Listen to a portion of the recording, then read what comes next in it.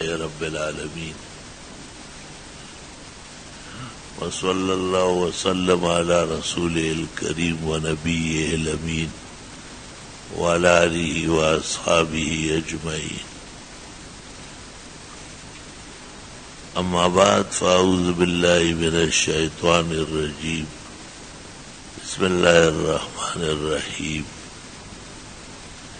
وَإِذَا سَأَلَكَ عِبَادِي عَنِّي فَإِنِّي قَرِيبٌ أُجِيبُ دَعْوَةَ الدَّاعِ إِذَا دَعَانِ فَلْيَسْتَجِيبُوا لِي وَلْيُؤْمِنُوا بِي لَعَلَّهُمْ يَرْشُدُونَ وقال رسول الله صلى الله عليه وسلم إذا دعا أحدكم فليبدأ بالحمد لله أو الثناء على الله ثم يصلي على النبي ثم يسأل يجاب له أو كما قال. وأخرج الترمذي في السنن الجامع أن النبي صلى الله عليه وسلم رأى رجلا كان يدعو ويصلي على النبي أولا فقال عجلت إذا دعوت فاحمد ربك ثم صل على نبيك ثم سل تعطى. رواه الترمذي في الدعوات الكبير من المجلد الثاني وابن سني في عمل اليوم والليل وهو من آداب الدعاء وهو من مسلمات المسائل في الفقه والحديث. اللهم صل وسلم على النبي وعلى آله وأصحابه وبارك وسلم عليه. چھوٹے سے ایک سفر سے واپس ہوا لیکن اب وہ طاقت توانائی نہیں رہی تو تھکاوٹ بدستور رہتی ہے. خیال ہوا کہ مبارک رات ہے شب جمعہ اور ہمارا معمول ہے کہ شب جمعہ کو کچھ بیان ہوتا ہے اور دوستوں کو دینی کی باتیں بتائی جاتی ہے.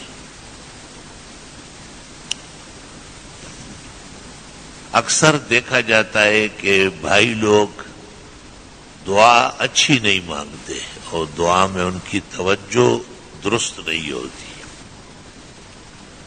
اور اچھے بھلے لوگ جنہیں ہم طالب علم کہتے ہیں، اہل علم کہتے ہیں، تبلیغی دوست کہتے ہیں، اونچے پاجامے والے، پہلی صفوں میں آنے والے، ان کی دعاؤں کا رنگ ڈھنگ بھی خلاف شرع، خلاف سنت اور خلاف فقہ ہے. بارہا اس پر تنبیہات کی گئی اور مختلف طریقے سے مسائل پیش کیے گئے کہ بھئی دعا عبادات کا مغز ہے. پیغمبر کہتے ہیں الدعاء مخ العبادہ، دعا عبادت کا نچوڑ ہے، خلاصہ ہے. امام بخاری کہتے ہیں کہ الدعاء فی الصلاۃ، نماز میں بھی بہت دعائیں ہیں. پھر کہتے ہیں الدعاء بعد الصلاۃ، نماز کے بعد بھی دعائیں مانگی جاتی ہیں.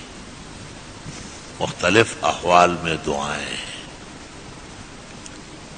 قرآن شریف کی سورتوں میں بھی دعائیں ہیں.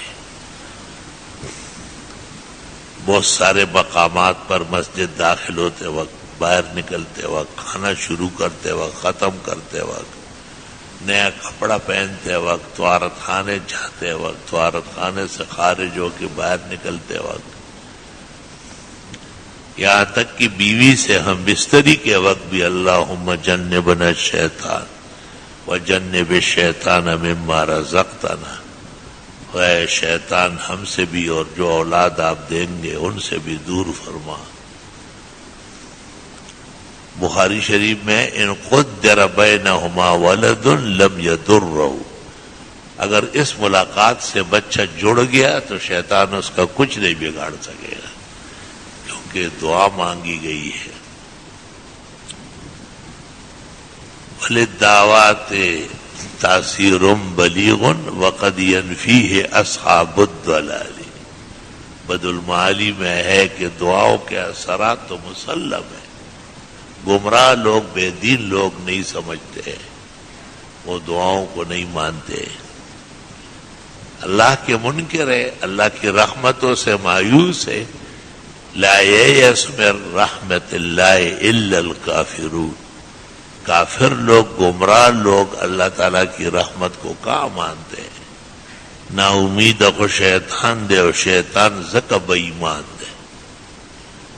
شیطان بھی بری طرح مایوس ہوا. اگر وہ خدا کی رحمت کا پیچھا کرتا شاید ازل الہی کوئی اور تقدیر صادر کر لیتی. والمسئلۃ طویلۃ الذیل فی محلها.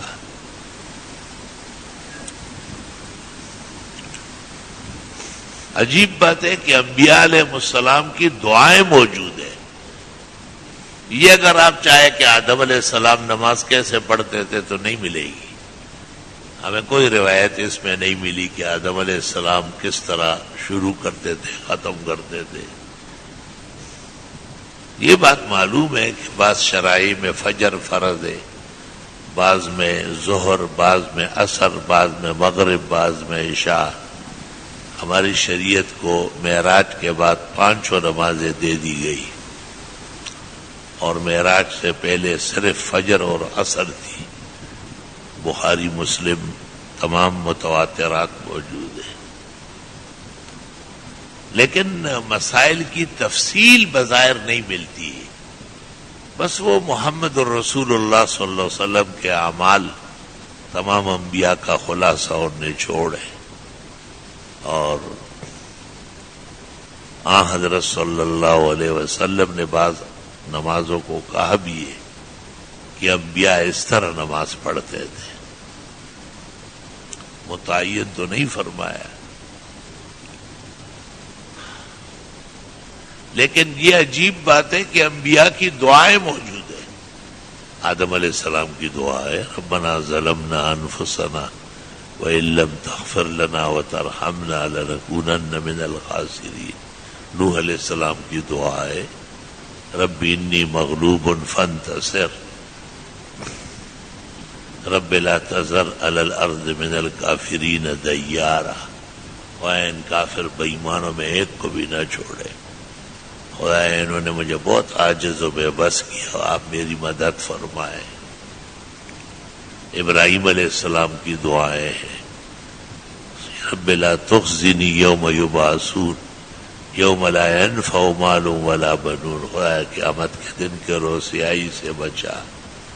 وہاں نہ اولاد کام آئے گی اور نہ مال کام آئے گا.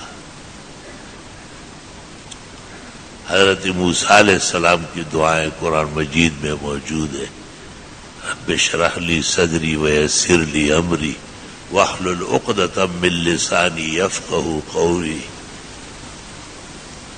اور حضرت نے یہ بھی کہا ہے رب انی لما انزلت الی من خیر فقیر. خواہ آپ کی دعاؤں کا اور آپ کی رحمت کا بہت محتاج ہوں میں. ایوب علیہ السلام کی دعا موجود ہے رب انی مسنی الضر وانت ارحم الراحمین. خدایا بہت بیمار ہوں، آپ ہی بیماری دور کرنے والے ہیں. اللہ فرماتے ہیں میں نے ان کی دعا قبول کی، تکلیف دور کر دی، اہل و عیال تک بحال کر لیا. اسماعیل علیہ السلام، ادریس، ذوالکفل، یونس علیہ السلام، زکریا علیہ السلام، مائی مریم، حضرت عیسیٰ مسیح، تمام انبیاء کی دعائیں کسی رنگ میں قرآن کریم میں اور بہت ساری احادیث میں موجود ہے. کہتے ہیں 2 چیزیں ہیں جو لازوال ہیں، ایک دعا اور ایک انبیاء کا مقام. اب دیکھو آدم علیہ السلام سرندیب پہاڑ پہ آئے، نوح علیہ السلام کی کشتی واستوت علی الجودی، جبل جودی پر رک گئی.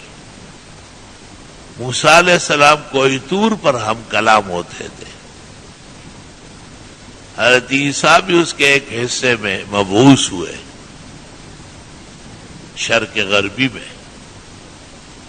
اور ہمارے پیغمبر کی ہجرت دیکھے تو غار سور جبل سور میں، وہی دیکھے تو غار حرا جبل حرا میں۔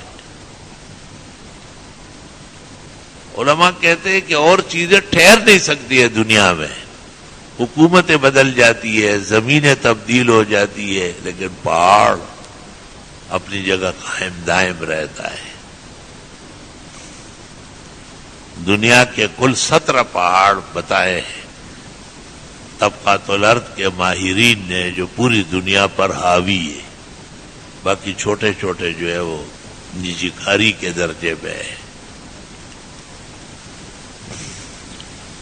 اور دعا جو انبیاء کی ہے وہ سب موجود ہے تقریباً۔ اللہ تعالیٰ نے قرآن کریم میں 25 پیغمبروں کی دعائیں ذکر فرمائی،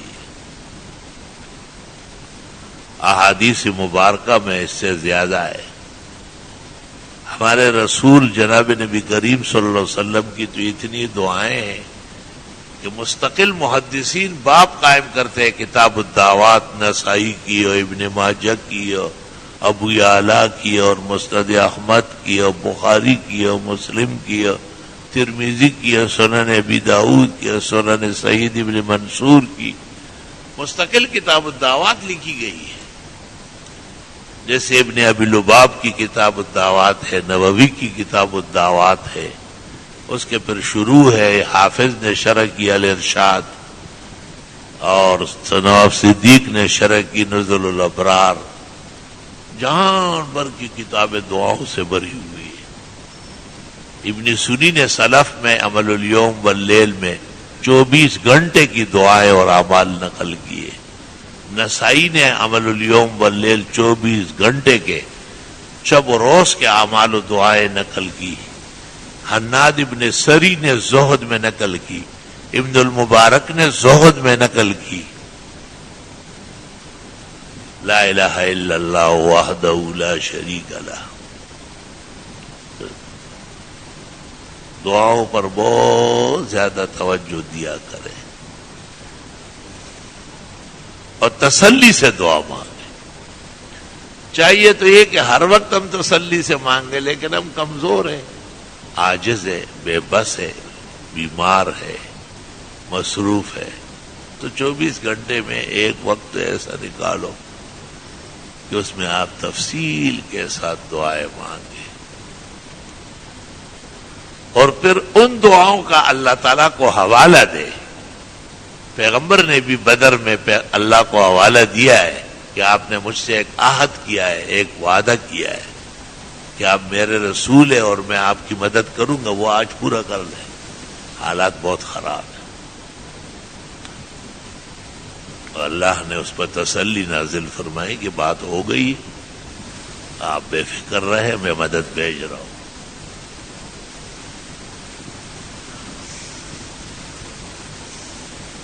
قرآن کریم میں ہے کہ جب بھی انبیاء و مرسلین نے دعائیں مانگی، اللہ نے ان کو سرخرو فرمایا ہے۔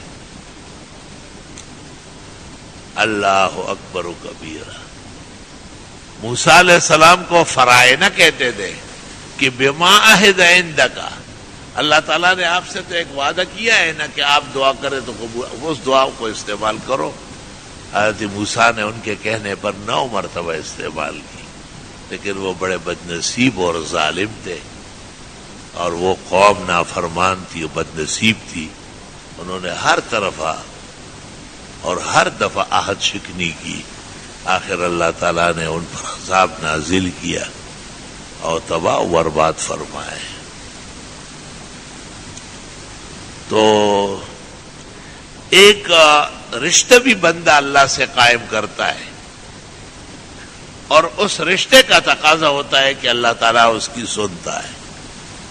یہ قیمتی باتیں خچر گدھا قسم کے لوگ نہیں سمجھتے، ان کو فوراً جو ہے نا چونٹیاں کاٹ لیتی ہے اور بھاگ دو۔ یہ جواہر ہے قیمتی یاقوت ہر ایک تھوڑا ہی رکھ سکتا ہے، امت میں چند افراد ہوتے ہیں، اس لیے تو آپ ان کی دیکھیں شکلیں مسخ ہو چکی ہے. دعا مانگیں گے تو ان کو خارش شروع ہو جائے گی، دعا مانگیں گے تو آنکھوں میں کھجلی ہو جائے گی، دعا مانگیں گے تو جمائی آنا شروع ہو جائے گا. یہ سب بدنصیبی، یہ سب بغیرت پن جو ان پر دعاؤں میں مسلط، دعاؤں میں ان پر کانسی آ جائے گی، پنکھے گرنا شروع کر دیں گے. اللہ چاہتا نہیں ہے کہ یہ مانگ لے، یہ مانگنے سے محروم ہے، بدنصیب قوم ہے. دعا مانگنا ہر ایک کا کام نہیں ہے. دعا کوئی وجہ مانگتی ہے، کوئی طاقت چاہتی ہے، کوئی موقع محل مانگ رہی ہے دعا. سارا بی بی نے ویسے تو خوشی ظاہر کی جب اللہ تعالیٰ کے رسول حضرت ابراہیم نے ہاجر اور اسماعیل کو عراق سے نکالا اور وہاں مکہ میں چھوڑا، لیکن بعد میں بی بی سارا کو کچھ اندازہ ہوا. ابراہیم علیہ السلام سے کہا کہ آپ کی دعائیں اس لیے قبول ہوتی ہے کہ آپ صدقات بہت زیادہ کرتے ہیں، خیرات بے انتہا کرتے ہیں، ہر وقت بھیڑ بکریاں اور اونٹ اور گائے ذبح کرتے ہیں. طویل واقعات ہے تفسیر کی کتابوں میں. پھر حضرت نے اسحاق کے لیے بھی دعا کی اور ان کے لیے بیت المقدس اللہ تعالیٰ نے حکم دیا کہ اس کی بنیاد رکھے، اور وہ وہاں کے امام ہو گئے. اور اسماعیل علیہ السلام تو کعبۃ اللہ کے امام اور کعبے کے معمار اور کعبے کی یادگار ہے. تو ویسے وہ جملہ بڑا حیران کن ہے کہ سارا بی بی نے حضرت ابراہیم کو کہا کہ آپ کی دعائیں اس لیے قبول ہوتی ہے کہ آپ خیرات بہت کرتے ہیں. یہ تو خیرات ویرات نہیں جانتے، بس دعا کرسی ہے، تسی دعا کرسی وہ کرسی ہو کرسی والے. ایسے کرسی ورسی سے کچھ بھی نہیں ہوگا. دعا طاقت مانگتی ہے. قرآن شریف میں جب اللہ نے تمام نبیوں کا ذکر کیا تو اخیر میں دیکھو کیا کہا، کانوا یسارعون فی الخیرات، یہ نیکی کے کاموں میں آگے بڑھتے تھے. وَيَدْعُونَنَا رَغَبًا وَرَهَبًا، اور ہم سے مانگتے تھے خوشی کے موقع پر بھی اور غم کے موقع پر بھی. وَكَانُوا لَنَا خَاشِعِينَ، اور ہم سے بہت ڈرتے تھے. پیغمبر رسول زمانہ، ان کی دعا کے لیے بھی شرائط رکھی گئی ہے. وَكَانُوا يُسَارِعُونَ فِي الْخَيْرَاتِ، نیکی کے کاموں میں آگے بڑھتے تھے.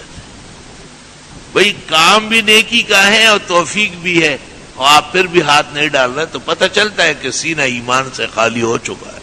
ایمان نہیں ہے سینے، ورنہ شریعت جھوٹی نہیں، آپ جھوٹے ہیں. ایک ہی صورت ہو سکتی ہے نا، یا تو جگہ صحیح نہیں ہے، بھائی ٹھیک ہے آپ نہ خرچ کریں، اطمینان شرط ہے. اور یا یہ کہ جگہ تو بہت اچھی ہے اور آپ چاہتے ہیں لیکن توفیق نہیں ہے. تشلا سوے تمہیں دشمن ہے، اللہ اس کو بھی نیت کا اجر دے گا، لیکن موقع محل بھی دین کا تقاضا ہے اور آپ بھی اہل ہے اور پھر بھی ہاتھ نہیں ڈال رہے. میرے علم میں اس کا جواب نہیں کہ یہ شخص خدا کے حضور کیا کہے گا کہ میں نے کیوں نہیں ختم کیا. یہ وہ حب مال ہے جو انسان کو ڈبوتا ہے اور ایمان خالی کرا کے چھوڑ دیتا ہے. تو دعا تو ایک طاقت ہے جو بندے کی اللہ سے قائم ہوتی ہے اور اللہ تعالیٰ اس کا بہت زیادہ خیال رکھتا ہے. آج یہ ایک عالم دین سے میں ذکر کر رہا تھا،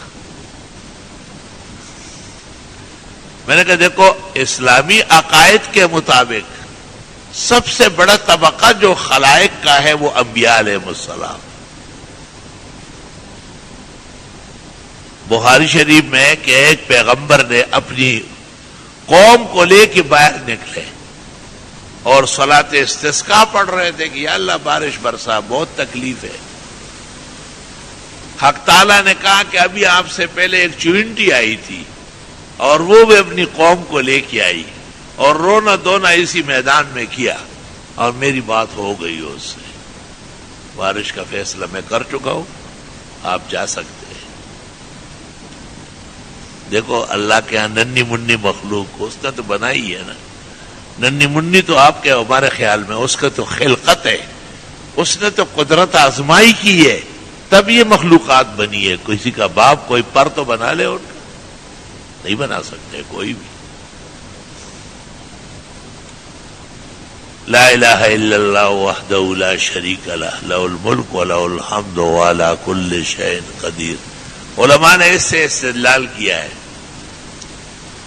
کہ جب صلاۃ استسقاء ہو رہی ہو، جس کو ہم کہتے ہیں دزارئی موز، اور آدمی باہر نکل کے دعا مانگتے ہو کہ یا اللہ بارش برسا، تو حیوانات کو بھی لے جائے، بھینسیں، اونٹ، گائے اور بھیڑ بکریاں، کیونکہ یہ بھی تکلیف محسوس کرتے ہیں اور اللہ تعالیٰ کی ان پر بھی رحمت آتی ہے. لکھا ہے کفار کو نہ لے جائے، ہندوؤں کو، سکھوں کو، دھرمیوں کو، گھوتڑوں کو، کہ ان پر اللہ کا قہر اور غضب برستا ہے. اس زمانے کے بے غیرتوں کے ہاں تو سب برابر ہو گئے، لیکن خدا کی نظر میں کبھی بھی برابر نہیں ہے. فقہ بڑا پڑا ہے صلاۃ الاستسقاء کہ کفار خدا کے غضب اور قہر کے مورد ہے. اس کو ہٹا دو وہاں سے، کہ ہٹ جاؤ یہاں سے. آج ہم صلاۃ الاستسقاء پڑھتے ہیں، آپ لوگ یہاں سے نہ آئیں تاکہ اللہ تعالیٰ ناراض نہ ہو جائے. گدھا لے جائے، خچر لے جائے، کتا لے جائے، بلی لے جائے. عام طور پر فقہاء حلال جانور کہتے ہیں کہ ان کو لے جائے، لیکن بڑی کتابوں میں غرائب وغیرہ میں ہے کہ یہ بھی جا سکتی ہے، کارآمد جانور ہے. لیکن لکھا ہے کہ کفار نہ جائے، اللہ ان پر خوش نہیں ہے. اللہ کے ذات و صفات یا انبیاء کا انکار کیا ہے، بجائے رحمت کے ان پر قہر نازل ہوتی ہے ہر وقت. گویا خدا کی نظر الوہیت میں اور شریعت مقدسہ میں یہ لوگ جو ایمان سے محروم ہیں اور عقائد سے محروم ہیں اور خاتم النبیین صلی اللہ علیہ وسلم پر ایمان سے محروم ہیں، یہ حیوانات کے برابر بھی نہیں ہے. قرآن نے کہا ہے اولئک کالانعام بل ھم اضل، یہ جانوروں سے بھی گئے گزرے. اللہ اکبر و کبیرہ. میرے عزیزوں اور بھائیوں، یہ دعا کا مسئلہ بہت غمگیر مسئلہ ہے. اس چھوٹی سی نشست میں اور جس میں بھی تھکا ہوا ہوں اور کچھ سانس کا عارضہ بھی زیادہ پیش آیا ہے، نماز کی برکت سے اور آپ کے ملاقات کی برکت سے اور درس کی برکت سے قدر آرام محسوس کر رہا ہوں. لیکن مسئلہ دعا کا بہت زیادہ تفصیلی ہے، کئی مجلدات میں. ایسی موٹی موٹی باتیں ذکر کر لیں گے کہ بھئی حدیث شریف میں ہے کہ جب آپ دعا مانگے تو اللہ تعالیٰ کی ثنا کر لے، حمد کر لے، اللہ کا شکر، کبریائی عظمت بجا لے. الحمدللہ، اللہم انت السلام، التحیات للہ. کوئی بھی کلمہ جو اللہ کے ثنا و صفت پر دلالت کر لے، شروع سے کر لے. اس کے بعد درود شریف پڑھ لیں. ترمذی شریف میں ہے کہ ایک آدمی نے پہلے درود شروع کیا، جیسے ناخواندہ لوگ دعا کرتے اللہم صلی علی محمد، تو پیغمبر نے کہا عجلتا، عجلت کرنے لگے، جلد بازی سے پیش آ رہے ہو. یہ طریقہ دعا مانگنے کا نہیں ہے. میں پوچھتا ہوں، آپ نے بھی کبھی زندگی میں کسی کو کہا کہ دعا ایسا نہیں مانگتے؟ کیونکہ آپ کے دل میں وہ درد کہاں ہے، وہ دعا کی اہمیت کہاں ہے؟ یہ تو رسول اور نبی ہے جو ایک شخص کو روک رہا ہے اور کہتے ہیں اس طرح نہیں مانگتے. مجھ پر درود شروع میں نہ بھیجا کرو، غلط کر رہے ہو. اس سے پتہ چلتا ہے کہ کتنے مسل چرائے گئے اور چھپائے گئے. بڑے بڑے اجتماعات سالانہ میں اللہم صلی علی محمد، جی بڑی امت کی فکر ہو گئی. سرے سے دعائیں نبی کے خلاف ہو رہی. جس کو نبی نے عجلت باز کہا ہے وہ یہ لوگ ہیں. اور دوسری حدیث میں اللہ مومن کی دعا قبول کرتا ہے ما لم یتعجل، جب تک عجلت نہ کرے. تو گویا عجلت والے کی دعا مردود ہے.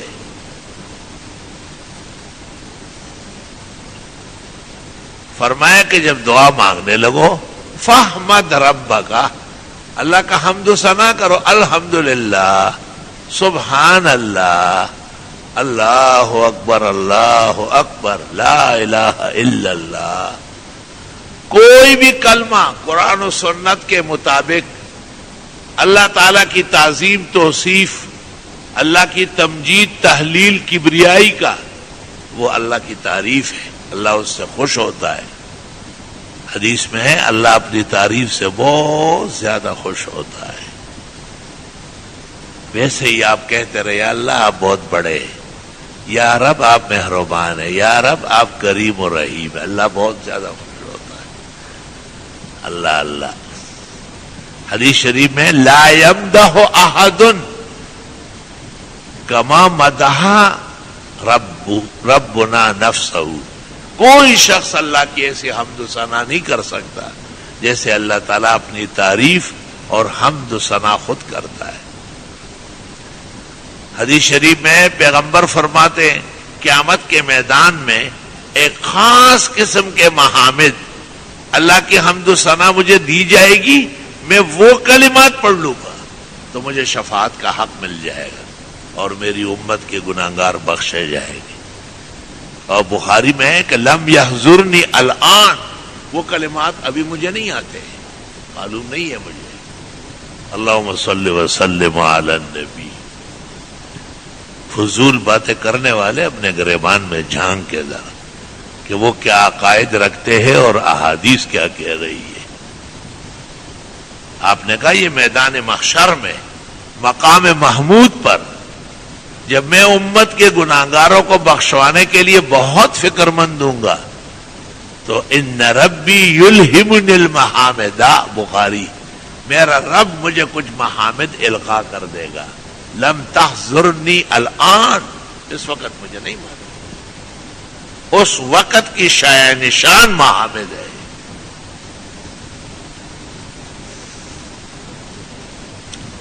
اللہ اکبر و کبیرہ۔ ظاہر ہے ہر موقع اور ہر محل کے علیحدہ آداب ہے اور اس کے مطابق پیغمبر کی رہنمائی ہوتی ہے، پیغمبر صاحب وحی ہے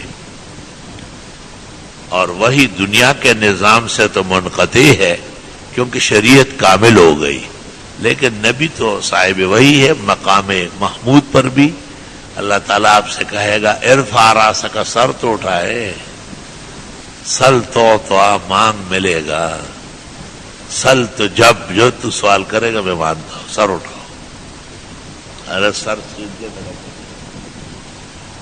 لا الہ الا اللہ، اللہم صلی وسلم علی النبی وعلی آلہ واصحابہ وبارک وصلی وسلم علیہ۔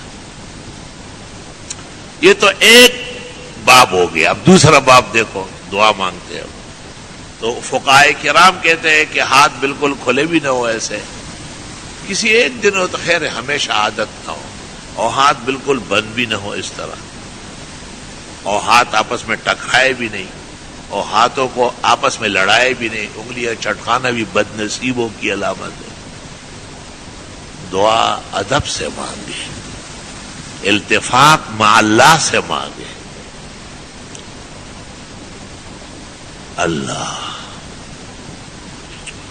علماء دین کہتے ہیں کہ اوپر دیکھنا بھی امتی کو جائز نہیں، یہ نبی کا حق ہے، اس کو وحی آتی ہے، یہ اوپر کیا دیکھ رہا ہے۔ ایک حدیث میں آنکھیں نیچے کرو ورنہ اندھی ہو جائے گی۔ جو لوگ دعاؤں میں اوپر دیکھتے ہیں فرمائے یہ باز آ جائے ورنہ اللہ ان کی نظریں چھین لے گا، ان کی آنکھیں چندیا کر دے گا۔ تو دعا مانگتے وقت کہتے ہیں وَاسْأَلُوا عَنْ بُطُونِ أَكُفِّكُمْ، ایسی دعا مانگو جیسے ہتھیلیوں سے مانگ رہے ہو۔ یہ ادب بہت زیادہ ہے۔ دعا میں ہاتھ بالکل جڑے ہوئے بھی نہ ہو، بہت زیادہ آگے بھی نہ ہو۔ ہاں استسقاء کے اندر اس طرح جائز ہے، وہ خاص دعا ہے، بہت بڑی دعا ہے۔ باران رحمت کے لیے جب صلاۃ سے استسقاء پڑھی جاتی ہے تو امام کو اجازت ہے کہ اس طرح دعا مانگے۔ عام دعاؤں کے اندر نہ جسم سے ہاتھ ملائے اور نہ بہت دور کرے، اور ہاتھوں کو معمولی سے فاصلے میں رکھے۔ فتاوی عالمگیری جلد 5 آداب دعا میں ہے. اور اپنے جسم میں اور ہاتھوں میں سکون پیدا کرے، نہ کان کورچے، نہ آنکھ اوپر چوٹی کرے، جنید کی نقلیں بھی نہ اتارے. وہ عجیب عجیب دعائیں مانگتا ہے. ایک آنکھ چھوٹی ہو جاتی ہے، ایک بڑی ہو جاتی ہے. میں نے کہا یہ کون سا جو ہے نا ریڈار ہے جو آپ نے لگایا ہے؟ تو مسلسل جو لوگ غلطیاں کرتے ہیں اور بزرگوں کے سامنے دعا نہیں مانگتے یا بزرگ لحاظدار ہوتے ہیں، ان کی اصلاح کبھی نہیں ہوتی. میرے خاص خادم لوگ، ان کو میں کہتا ہوں یہ دعا میں کیا نخرہ بازی کرنے پر اتر آیا؟ یہ تیری ساری کشتی دعا میں لڑی جا رہی ہے. اس کا مطلب یہ ہے کہ آپ کو دعا کی حاجت نہیں، آپ صرف رسم کے پابند. رسم دعا توڑی، دعا تو حقیقت ہے. اللہ تو سچ سے خوش ہوتا ہے. اب جب آپ ان باتوں کو جمع کریں گے نا اپنے اندر، آرام سے مانگیں گے. پہلے دیر تک نماز پڑھیں گے یا تلاوت کریں گے یا خیر خیرات کریں گے، اور اس کے بعد آپ قبلہ رخ ہو کے دعا مانگیں گے. اللہ کا حمد و ثنا کریں گے، پھر درود شریف پڑھیں گے، اور پھر اپنی حاجات اللہ تعالیٰ کے سامنے رکھیں گے. حدیث شریف میں ہے اللہ بندے کی دعا قبول کرتا ہے ما لم یسأل الحرام، جب تک کہ ناجائز چیز نہ مانگے. ناجائز اور غلط مانگنا اپنا منہ خدا کے ہاں کالا کرانا ہے. اس لیے علماء کسی کو بد دعا کرنے کے لیے تیار نہیں ہے کہ ہم نہیں کر سکتے. ہو سکتا ہے وہ حق پر ہو. ہاں جب شریعت کہے کہ یہ آدمی غلط ہے، سود خور ہے، حرام خور ہے، زانی ہے، گندے اعمال کا ہے، تو پھر شریعت پر ہمارا ایمان ہے. شریعت کے پیچھے تو چلنا ہے، پر تو کہنا پڑے گا. ورنہ جب تک شریعت کا دو ٹوک فیصلہ نہ ہو کسی متعین فرد پر، علماء دین نے لعنت منع فرمایا ہے کہ اس میں آپ سے غلطی ہو جائے گی. ایسا نہ ہو کہ وہ صاحب جاہ اور مقام ہو اللہ کے ہاں، اللہ آپ سے خفا ہو جائے. اللہ کے دوستوں کو، اللہ کے پیاروں کو تو اچھائی کے ساتھ یاد کرنا ہے. صراط الذین انعمت علیہم. اللہ اکبر کبیر. دعاؤں کے اندر حدیث میں ہے ایسا مت کہ تو خدا چاہ تو دے، نہ دینا چاہے تو نہ دے. فرمایا لا مکرہ لہ، اللہ پر کوئی زوراور تھوڑا ہی ہے. یہ تو آپ کسی چچا ماما والی باتیں کر رہے ہیں. اللہ تعالیٰ تو رب العالمین جل وعلا ہے. اللہ کو کہیں یا اللہ آپ ہی سے مانگتا ہوں، آپ کے علاوہ کوئی در نہیں ہے جس سے میں مانگوں، اور آپ ہی دیں گے اور آپ دے سکتے ہیں. اس سے اللہ تعالیٰ بہت خوش ہوتے ہیں. اس کو الحاح فی الدعا کہتے ہیں، چھیڑ کرنا دعا میں. جیسے چھوٹا بچہ اپنے آپ کو نیچے گرا دیتا ہے، رونا شروع کر دیتا ہے، واویلا مچاتا ہے، پھر بڑا اس کو کہتا ہے اچھا کھڑے ہو جاؤ، چلو چل کے دلا دیتے ہیں آپ. تو فرمایا الحاح فی الدعا من آداب الدعا. اللہ اکبر و کبیر. سبحان اللہ و بحمدہ سبحان اللہ العظیم. اور اپنی عاجزی، اپنی بندگی. جو آیت میں نے پڑھی ہے اس میں ہے کہ کچھ لوگوں نے رسول اللہ صلی اللہ علیہ وسلم سے پوچھا تھا ہمارا رب قریب ہے کہ ہم دعا مانگے یا دور ہے کہ ہم چلائے؟ تو یہ آیت نازل ہوئی اذا سالک عبادی عنی فانی قریب. میرے بندے جب آپ سے میرے بارے میں پوچھے تو آپ کہے میں بہت نزدیک ہوں. اجیب دعوت الداعی اذا دعان، دعا کرنے والے کی دعائیں میں قبول کرتا ہوں. فلیستجیبوا لی، بس تم لوگ میری اطاعت کرو، احکام بجا لاؤ. ولیؤمنوا بی، اور مجھ پر ایمان مضبوط رکھو. لعلہم یرشدون، تاکہ یہ لوگ کامیاب ہو جائیں. انسانی زندگی ایک امانت ہے. اس امانت میں اعمال ایفائے امانت ہے، ادائے امانت ہے، اور نیک اعمال نہ کرنا یہ خیانت ہے. کسی نے پیسے دے دیے آپ نے کھا لیے، جھوٹ بول رہے میرے پاس نہیں ہے، کسی کی چیز آپ کے پاس موجود ہے اور یہ آپ نے کس کو دھوکہ دیا؟ اپنے آپ کو دھوکہ دیا، عنقریب اسی سے آپ کو جہنم کی سزا ہوگی۔ بخاری شریف میں ہے پیغمبر کا خاص خادم مدعم آپ کا گھوڑا صاف کرتے ہوئے میدان جنگ میں تیر لگا اور مرا۔ لوگوں نے کہا ہنی اللہ شہاد، واہ کیا پیارا شہید ہے۔ آپ نے کہا ہرگز نہیں، اس نے بغیر اجازت کے ایک چھوٹا سا کپڑا اٹھایا ہے اور اب وہ کپڑا آگ میں گرم کر کے اس کو داغا جا رہا ہے، پتہ نہیں کتنی دیر تک آگ میں داغا جائے گا، اس کے بعد فیصلہ ہوگا کہ اب عبدالآباد کے لیے جلے یا بخاری شریف غزوہ خیبر میں یہ واقعہ موجود ہے۔ مدعم نام ہے اس شخص۔ تو میری گزارش یہ ہے کہ معاملات بھی صاف ہونا چاہیے اور کسی کی چیز کے لیے خوش نہیں ہونا چاہیے، خوش دیانت و صداقت ایفاء عہد پر خوش ہونا چاہیے، اچھے اعمال پر خوش ہونا چاہیے۔ وہ جو 3 آدمی غار میں پھنس گئے اور پھر نکلنے کے لیے انہوں نے کہا اپنے محبوب عمل سے دعا کریں، تو ایک نے بھی اپنے محبوب عمل کا واسطہ دیا تو وہ پتھر تھوڑا سا سرکہ، پھر دوسرے نے، تیسرے نے، آخر میں سارا پتھر ہٹ گیا اور وہ لوگ نیچے اتر آئے۔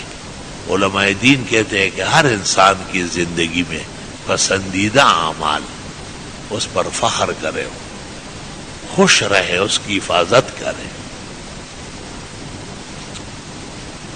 بہت سارے علماء دین کی تلاوت عجیب و غریب ہے، بہت ساروں کے درس بڑا عجیب و غریب ہے، بہت ساروں کا نالہ نیم شب رات کو اٹھنا بڑا راز ہے، بہت ساروں کے صدقات اور خیرات ہے۔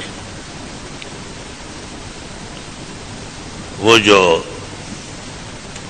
قطب الدین بختیار کاکی کا انتقال ہوا تھا اور انہوں نے وصیت کی تھی کہ میرے جنازے کی نماز وہ پڑھائے جس سے تکبیر تحریم فوت نہ ہو اور جس سے کبھی بھی اجنبیے پر نظر نہیں لگی ہو ارادتاً، اور جس سے کبھی بھی قیام اللیل اور تہجد کا ناغہ نہ ہو۔ یہ 3 باتیں جس میں موجود ہے وہ قطب الدین بختیار کاکی، یہ خلیفہ ہے معین الدین چشتی کے، اور معین الدین چشتی خلیفہ عثمان ہارون سیون والے کے،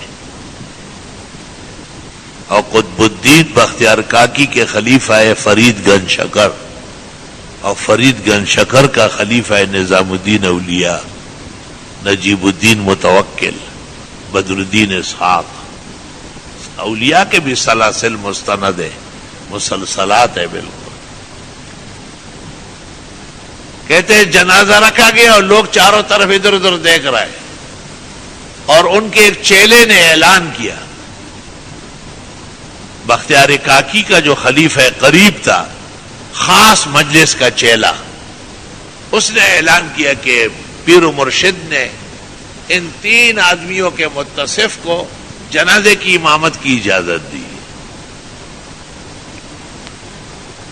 تو کچھ دیر جب گزری تو سلطان شمس الدین التمش، دلی کا تاجدار اور ہندوستان کا برسر اقتدار بادشاہ، وہ آیا اور مصلی پہ کھڑا ہوا اور لوگوں سے کہا صفے بنا لو اور تاج اتار کر ایک طرف رکھا ہو، ململ کا صافہ سر پر باندھا، اور اس کے بعد جنازے کی نماز پڑھائی، اور اس کے بعد خواجہ صاحب کو ایسا دیکھا قطب الدین کو، زیادتی ہے جو آپ کر کے گئے، میرے راز اٹھا لیے آپ نے، ان کا تو آپ کے سوا کسی کو پتہ نہیں تھا، اب خواہ سارے جہان میں مجھے ننگا کرا رہے ہیں۔ زمانے کا بادشاہ، دلی کا تاجدار، ہندوستان کا با اختیار ملک الملوک سلطان شمس الدین التمش، یہ مخلوقات کے راز ہے۔ ہر مخلوق کو جب یہ یقین ہے کہ موت برحق ہے، قبر ہے، حشر نشر ہے، اس میں غیرت و حیا و ایمان ہے، وہ اس کے لیے تیاری کرتا ہے۔ ہر طریقے سے انسان تیار رہتا ہے. بخاری شریف میں ہے کہ رسول اللہ صلی اللہ علیہ وسلم نے وفات کے دنوں میں صحابہ کے مجمع میں کہا کہ میں اللہ کا رسول اور نبی ہوں، میں نے بہت کوشش کی ہے کہ مجھ سے کوئی ناراضگی صادر نہ ہو جائے. پھر بھی غزوات پیش آئے، جنگیں پیش آئی، مشرکین خواہ مخواہ مجھ سے ضد کرتے تھے اور جھگڑے کرتے تھے، حالانکہ میری معجزات آیات بینات سب نبیوں سے زیادہ ہے. آرام سے ایمان لا سکتے تھے، نہ جنگ کی ضرورت، نہ مرنے و مارنے کی. مختلف جگہوں میں یہ تقریر وارد ہے. اس کے بعد آپ نے کہا کہ اگر واقعی بغیر ارادے کے میں نے کسی کو گالی دی، پیغمبر کہاں گالی دیتے، نامناسب کلمہ جس کو ہم کہتے ہیں، یا کسی کو بد دعا دی ہے، یا کسی کو میں نے مارا ہے، ایما رجل ضربتہ او شتمتہ، اللہ اکبر، فاجعل صلاتي ودعائي کفارۃ له، میں اپنی دعا اور نماز اس کو دے دوں گا اور اس کے لیے تمام جو وہ خفا ہوا ہے، تکلیف پہنچی ہے، اس کے معاف کرنے کے لیے استعمال کر لوں گا کہ وہ مجھے معاف کر دے اور دنیا کے اندر میرے ساتھ معاملہ صاف ستھرا کر لے صلی اللہ علیہ وسلم. اس میں وہ واقعہ بھی آتا ہے کہ وہ ایک آدمی آگے بڑھا اور اس نے کہا کہ آپ نے فلاں غزہ میں مجھے اس طرح ایک چڑی ماری ہے، حالانکہ میں نے کچھ بھی نہیں کیا. آپ نے کہا اچھا آ جاؤ. اس نے کہا نہیں، اس وقت میری جسم پر قمیص نہیں تھی، ننگے پیٹ تھا. آپ قمیص اتارنے لگے، صحابہ چاروں طرف چیخنے لگے. آپ نے ان سے کہا آرام، اللہ رسلکم، آرام سے بیٹھ جاؤ. یہ ویسے تھوڑی ہے، میں نے بلایا ہے، اعلان میں نے کیا ہے کہ جس کسی کو میں نے سخت جملہ کہا، بد دعا دی، مارا ہے، تو وہ مجھے معاف کر دے اور میں اپنی دعائیں اور نمازیں ان کے گناہوں کے بدلے میں پیش کر دوں گا. تو اس نے کہا کہ میری پیٹھ ننگی تھی اور آپ نے مجھے چڑی ماری. باقاعدہ وہ چڑی کہتے ڈھونڈی گئی، منگوا لی گئی، وہ چڑی بھی مل گئی. یا اللہ. اور پھر وہ آدمی جو قریب آیا تو یکدم آپ کی پشت پر گر گیا اور ختم نبوت کی جو مہر تھی اس کو چھونے لگا. زار و قطار رو رو کے بے ہوش ہو گئے. اور اس نے کہا یہ ایک طریقہ تھا ختم نبوت کی مہر دیکھنے کا، اور حضرت آپ پر میرے ماں باپ قربان جائے، پورے آسمان و زمین قربان جائے، آپ سے کون ظالم بدلہ لے گا. یہ ایک تدبیر تھی، ایک ہیلا تھا. تو پیغمبر دیکھو کیسے رضامند ہو گئے. اور آپ نے کہا کہ نہیں، دنیا کے اندر معاملے صاف ہونے چاہیے، آخرت کا دن بہت سخت ہوگا. اللہ تعالیٰ وہاں کی سختیوں سے ہمیں بھی محفوظ فرمائے. نبی تو بخشائے ہیں، وہ تو شافع الامم ہے، شفیع المذنبین ہے. لیکن یہ امت کو تعلیم ہے کہ آپ احتیاط کریں اور اپنے زندگی کو انتہائی چابکدستی سے پھونک پھونک کر کے گزارے، تاکہ آنے والی زندگی میں آپ کو تکلیف نہ ہو، دنیا میں دعائیں قبول ہو، نمازوں میں خوش رنگی ہو، اور بہت سارے شریعت کی جو برکات ہے اس کے حصول کے لیے یہی تدابیر ہے. مختلف رنگوں میں شرائع کا اتباع کرنا ہے. الحمدللہ رب العالمین.